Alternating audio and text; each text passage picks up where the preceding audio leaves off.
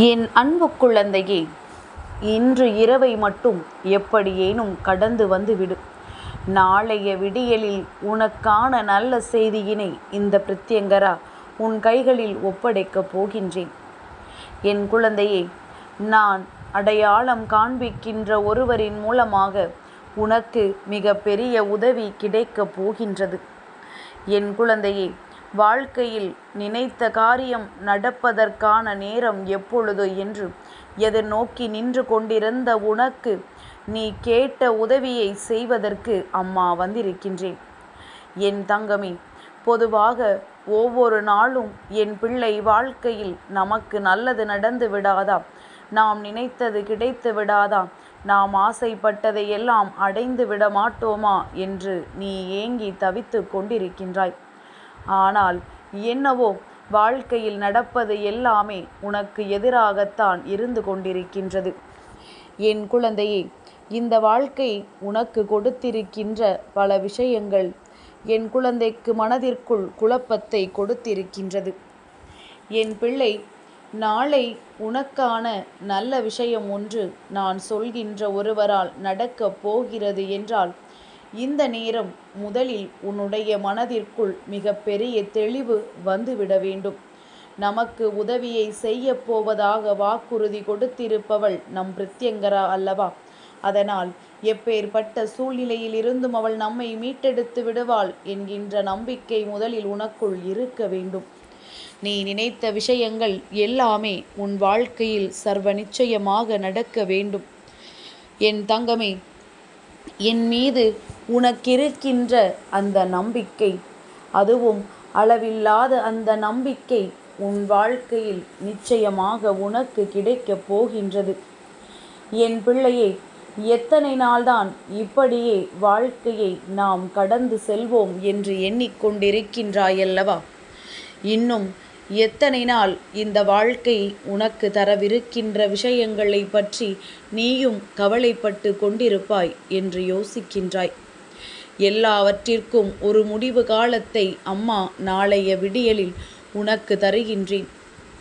என் குழந்தைக்கு வாழ்க்கையில் சில உதவிகள் தேவைப்படுகின்றது. ஆனால் அதை யாரிடம் கேட்பது, எப்படி கேட்பது? அப்படியே நாம் கேட்டுவிட்டால் நம் வாழ்க்கையில் நமக்கு நல்லது நடக்குமா? நம்மை அவமானப்படுத்தி விடுவார்களா? உதவியை செய்வதாக சொல்லிவிட்டு மறுத்து விடுவார்களா? நமக்கு உதவிகளை தருவதாக தந்துவிட்டு அதன் பின்னால் நம்மிடம் சொல்லி காட்டுவார்களா என்றெல்லாம் மனக்குழப்பம் உனக்குள் இருக்கின்றது. என் பிள்ளையே, இந்த மனக்குழப்பத்திற்கெல்லாம் உனக்கு நல்ல விடையை நான் தருகின்றேன். என் தங்கமே, உன்னுடைய வாழ்க்கையில் உனக்கு நடக்கவிருக்கின்ற ஒவ்வொரு விஷயங்களும் நீ ஆசைப்பட்டபடி உனக்கு நடக்கப் போகின்றது. உன்னுடைய எதிர்பார்ப்புகள், உன்னுடைய எதிர்கால தேவைகள் என்று என்னென்ன குறைபாடுகள் உனக்கு இருக்கின்றதோ அவையெல்லாம் உன் வாழ்க்கையில் உனக்கு பூர்த்தியாக போகின்றது. என் தங்கமே, நான் அனுப்புகின்றவர் யார் என்று முதலில் உனக்கு சொல்கின்றேன். நாளை இப்படி ஒருவரை நீ சந்திக்க நேர்ந்தால் நிச்சயமாக என் குழந்தை, நீதான் இந்த வாழ்க்கையில் மிகப்பெரிய பாக்கியசாலி என்பதனை புரிந்து கொள்வாய்.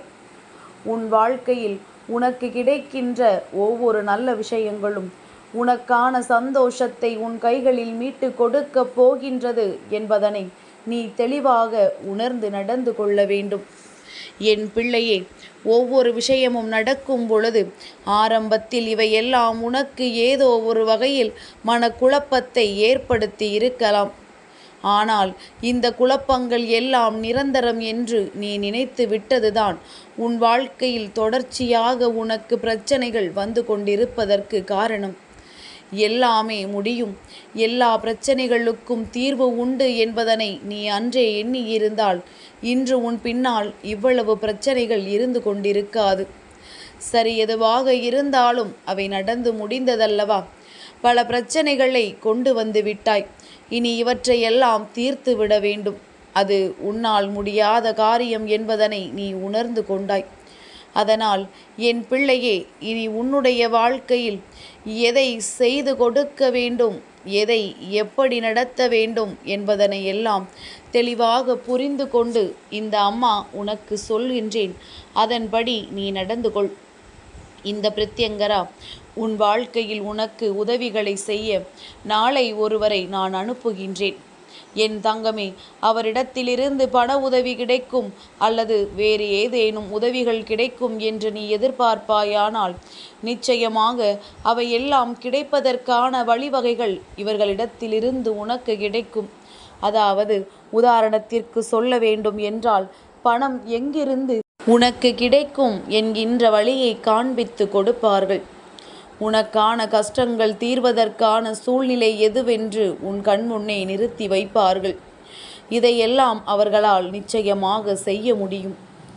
என் பிள்ளையே, நாளை உன்னை சந்திக்கின்ற ஒருவரினுடைய நெற்றியில் விபூதி இருக்கிறது என்றால், என் பிள்ளையே, அவர்களினுடைய வார்த்தைகள் உனக்கு மனநிறைவை கொடுக்கிறது என்றால், நிச்சயமாக என் குழந்தை, நீ நாளை இவரிடத்திலிருந்து இந்த உதவிகளை எல்லாம் நீ பெறத்தான் போகின்றாய்.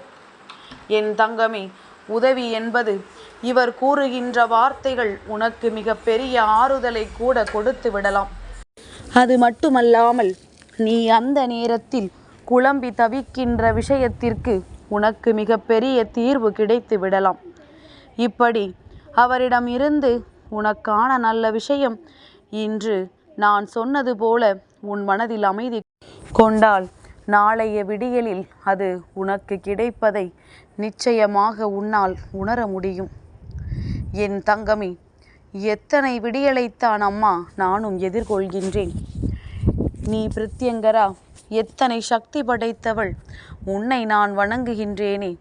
நீ நிச்சயமாக எனக்கு தீர்வை கொடுப்பாய் என்று நான் மனதார நம்பித்தானே ஒவ்வொரு விஷயங்களையும் செய்து கொண்டிருக்கின்றேன். நீ சொல்வதை நான் நம்புகின்றேன். நாளைய விடியலில் எனக்கு உதவி கிடைக்கும் என்று நான் எதிர்பார்க்கின்றேன் என்று என் பிள்ளை என்னை பார்த்து சொல்கின்றாயல்லவா? என் தங்கமே, நிச்சயமாக யார் ஒருவருக்கு இந்த தெய்வத்தினுடைய அன்பும் ஆசிகளும் முழுமையாக கிடைத்திருக்கின்றதோ அவர்களுக்கு நாளை நிச்சயமாக நான் சொல்கின்ற அடையாளத்தோடு வருகின்றவரிடம் இருந்து நிச்சயமாக உதவிகள் கிடைக்கும். நெற்றியில் விபூதி அல்லது உன் கைகளில் துளசி இலையை கொடுக்கின்ற யாரேனும் ஒருவராக கூட இருக்கலாம். இந்த 2 அடையாளங்களுள் ஒரு அடையாளத்தோடு நாளை நீ சந்திக்கின்ற ஒருவர் நிச்சயமாக உன்னுடைய எதிர்காலத்திற்கான ஒரு மிக பெரியதொரு தீர்வினை உனக்கு கொண்டு வந்து கொடுப்பார்கள் என்பதனை நீ மறந்து விடாதே. என் தங்கமே, இந்த வாழ்க்கையில் நீ அனுபவித்த எல்லா சூழ்நிலைகளும் இனி உனக்கானதாக மாறிவிட வேண்டிய காலகட்டம் வந்துவிட்டது. எல்லாமே உன் வாழ்க்கையாக மாற வேண்டிய நேரம் வந்துவிட்டது. எல்லாவற்றிற்கும் மேலாக இந்த பிரத்யங்கராவினுடைய ஆசீர்வாதங்கள் உனக்கு முழுமையாக கிடைத்து விட்டது. என் அன்பினை பெற துடிக்கின்ற என் பிள்ளை, இந்த பிரத்யங்கராவினுடைய அன்பினை முழுமையாக பெற வேண்டும் என்று நினைக்கின்ற நீ நிச்சயமாக நான் சொல்வதை மட்டும் தெளிவாக புரிந்து கொள்.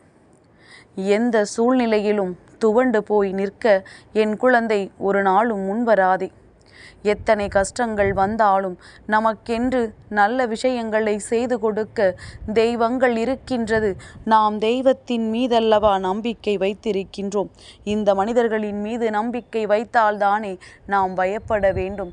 தெய்வத்தை நம்பிவிட்ட பிறகு நாம் பயப்பட வேண்டிய அவசியம் இல்லையே என்பதனை என் குழந்தை நீ புரிந்து கொள்ள வேண்டும். என் தங்கமே, எல்லாவற்றிற்கும் மேலாக இதற்கு மேலும் இந்த வாழ்க்கையில் உனக்கு ஏதேனும் துன்பங்கள் வருமோ அல்லது சோதனைகள் வருமோ என்று பயப்படாதே. நான் என்றுமே உனக்கு காவலாக நிற்கின்றேன். என்றென்றைக்கும் உன்னுடைய கஷ்டங்களை எல்லாம் நான் என்னுடைய கஷ்டங்களாக தூக்கி சுமக்கின்றேன். உனக்கு விரைவாக எல்லாவற்றிலும் இருந்து விடுதலையை நான் கொடுக்க நினைக்கின்றேன். என் குழந்தை, இனி எப்பேற்பட்ட விஷயங்களைக் கண்டும் நீ மனம் வெதும்பி விடாதே. எல்லா சூழ்நிலைகளும் உனக்கு சாதகமாக மாறிவிடும். எல்லாவற்றிற்கும் மேலாக என் பிள்ளை, இந்த வாழ்க்கையில் நீ அடைகின்ற ஒவ்வொரு நல்லதும் இனி இந்த பிரித்யங்கராவின் ஆசிகளோடு உனக்கு நடக்கும் என்பதனை முழுமையாக நம்பு. என் அன்பு குழந்தைக்கு இந்த பிரித்யங்கராவினுடைய ஆசீர்வாதங்கள் எப்பொழுதுமே முழுமையாக கிடைக்கும்.